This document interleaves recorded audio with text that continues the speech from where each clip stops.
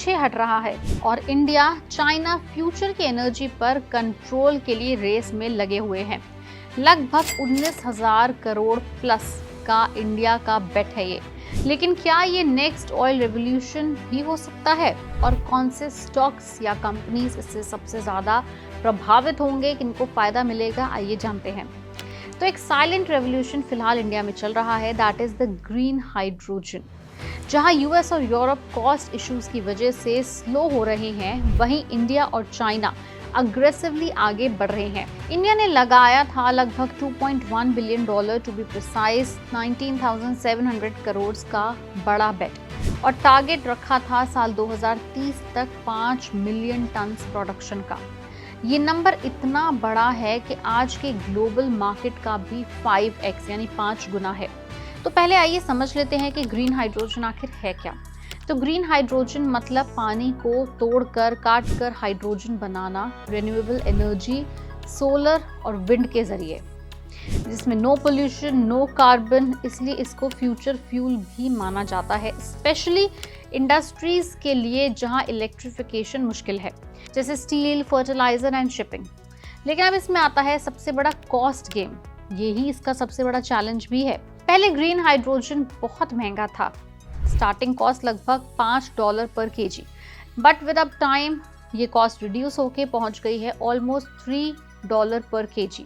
लेकिन टारगेट है इसे $2 पर केजी लाने का साल 2032 तक। मतलब धीरे धीरे कमर्शियली वाइबल भी बन रहा है। अब आता है इसमें एक और angle, that is India versus China. India versus China, इसके ऊपर एक स्ट्रैटेजिक मटेरियल चल रहा है, एक प्रोजेक्ट चल रहा है। इंडिया का मॉडल है subsidy plus guarantee demand. India ने साल 2023 में लॉन्च किया national green hydrogen mission. Total outlay था इसका 19,700 समथिंग करोड़ का, विच वाज $2.1 बिलियन। इंडिया का सबसे स्मार्ट मूव इसमें क्या रहा कि सिर्फ सप्लाई क्रिएट नहीं करना, डिमांड भी इंश्योर करना है। कैसे?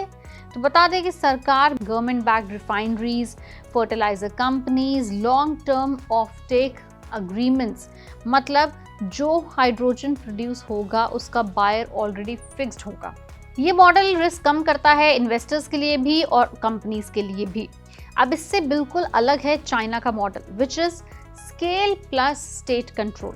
तो चाइना का अप्रोच बिल्कुल ही इससे डिफरेंट है। Massive capital investment, centralised planning and mega projects.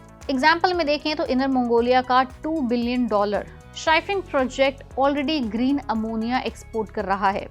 China ने अपने 5 साल के प्लान में ग्रीन हाइड्रोजन को इंक्लूड किया है alongside artificial intelligence, robotics, quantum computing. मतलब चाइना इसे स्ट्रैटेजिक इंडस्ट्री ट्रीट कर रहा है फिलहाल। अब नंबर्स की अगर हम बात करें तो असली गेम यहीं आता है। सरफेस पे देखें तो रेस काफी सिंपल लगती है, लेकिन इंडिया का टारगेट है 5 million tonne per year by 2030। China का प्रोजेक्शन है 2.6 million tonne by 2031। First glance में इंडिया क्लियरली अहेड दिखता है, लेकिन जब थोड़ा डीप डाइव करते हैं तो पिक्चर क्लियर हो जाती है। चाइना ऑलरेडी एग्जीक्यूशन फेज में है, प्रोजेक्ट्स ग्राउंड पर चल रहे हैं, और इंडिया दूसरी तरफ एक स्केलिंग फेज में है। इकोसिस्टम बिल्ड हो रहा है, पूरी तरह हुआ नहीं है। अब ऐसे समय में जब दुनिया में वॉर चल रही है, एनर्जी क्राइसिस चल रहा है, तो ऐसे में ग्रीन हाइड्रोजन की कितनी ज़रूरत है, ये इंडिया के लिए एक बहुत बड़ी अपॉर्चुनिटी भी बन सकता है। आज फिलहाल जो मिडिल ईस्ट में टेंशन्स चल रहे हैं, स्पेशली ऑयल रूट्स जैसे स्ट्रेट ऑफ हॉर्मूज के डिसरप्शन से एक चीज़ क्रिस्टल क्लियर कर दी गई है कि वर्ल्ड अब फॉसिल फ्यूल डिपेंडेंसी पर सेफ नहीं है। ऑयल सप्लाई कभी भी दुनिया में डिसरप्ट हो सकती है, प्राइसेस स्पाइक हो सकते हैं, और इंपोर्टिंग कंट्रीज जैसे इंडिया, जो कि सबसे ज़्यादा इम्पैक्ट फेस कर सकती हैं। अब मज़ा तो तब है जब इंडिया इस क्राइसिस को अपॉर्चुनिटी में बदले। यही वो मोमेंट है जहां ग्रीन हाइड्रोजन गेम चेंजर बन सकता है इंडिया के लिए। आज इंडिया अपनी एनर्जी नीड्स का बड़ा हिस्सा इंपोर्ट करता है। वॉर जैसी सिचुएशंस डायरेक्टली इन्फ्लेशन को और करंट अकाउंट डेफिसिट को बढ़ाती हैं। लेकिन अगर India aggressively green hydrogen scale करता है तो एनर्जी इंपोर्ट्स हमारे कम हो सकते हैं, ऑयल एंड गैस पर हमारी डिपेंडेंसी कम होगी, और एक्सटर्नल शॉक्स का इंडिया और इंडियन मार्केट पर भी कम इम्पैक्ट पड़ेगा। इसके बाद मिडिल ईस्ट टेंशंस का डायरेक्ट रिस्क कम होगा, लॉन्ग टर्म एनर्जी सिक्योरिटी बनी रहेगी, स्ट्रॉन्ग रहेगा, मैन्युफैक्चरिंग सुपर पावर बनेगी, कभी वीकन नहीं होगी। स्टील, फर्टिलाइजर, रिफाइनिंग जैसे सेक्टर सबसे क्लीन फ्यूल पर शिफ्ट कर सकते हैं। और अगर ये सब हुआ तो कल इंडिया ग्रीन हाइड्रोजन दुनिया भर में एक्सपोर्ट कर सकता है, स्पेशली एशिया एंड यूरोप में। अब ऐसे में बहुत सारी कंपनीज हैं, स्टॉक्स हैं जो इस मिशन के पूरा होने से फायदा उठा सकते हैं। जैसे नंबर 1 पर है L&T, लार्सन एंड टूब्रो। ये बैकबोन है इंडियन इंफ्रास्ट्रक्चर की, electrolyser plant and hydrogen projects build भी करता है और करेगा भी। इसके बाद आता है भारत पेट्रोलियम कॉर्पोरेशन लिमिटेड यानी BPCL।